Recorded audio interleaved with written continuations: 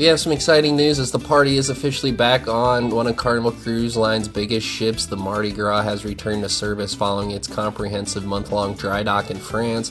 The ship, which is the first in Carnival's Excels class, is now heading back to the Caribbean with a host of different upgrades for guests. This dry dock ran from September to October 16th of this year, where it really refined the ship and enhanced the experience for families and larger groups. The biggest change on board is a focus on accommodations for different families and friends that are going to be traveling together. One of the biggest upgrades is that 100 staterooms were modified with new connecting doors. So honestly, I don't think they did much with the staterooms themselves. I think they just added these doors in between different cabins. So this is a huge change though for people with like 5 or 6 people in their group who don't want to buy a huge cabin and opt to buy 2 cheaper interior cabins with the connection. So honestly, it's a good move for families that do board these ships, and Carnival is a big family cruise line. Some other different improvements was the casino. It was expanded with the addition of some new slot machines. Of course, they're always going to touch on the casino in these dry docks. The Carnival Adventures desk, where guests book their shore excursions, received a revamped layout to streamline the booking process and hopefully cut down on some of those lines. Of course, they're going to refurbish some retail venues of the high-end brands like Tag Heuer, Breitling, Pandora, and Swarovski. The ship also went a series of accessibility improvements, which redesigns walkways and upgraded features across the public areas and guest cabins. Now, obviously, I don't have any accessibility issues, so I'm certain that this must have been an issue if they got enough complaints to improve it. So I'm glad they are paying attention to stuff like that. Carnival Cruise Line's president Christine Duffy noted that the Mardi Gras was a game changer when it debuted, and that these updates signal the exciting direction we're heading in with future fleet enhancements. The 6,400 passenger ship is currently on a 15-day transatlantic crossing back to its home port in Port Canaveral. The journey includes stops in Spain, the Canary Islands, as well as a call at Carnival's private destination, Celebration Key. Once back in Florida, the Mardi Gras will resume its year-round schedule of 7 to 9 day Caribbean sailings.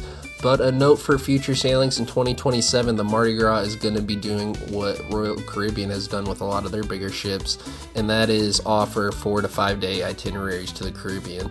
So it looks like cruise lines are using their bigger ships for these shorter sailings, which kind of sucks for the more experienced cruisers, but it's great for new people to get into cruising as well.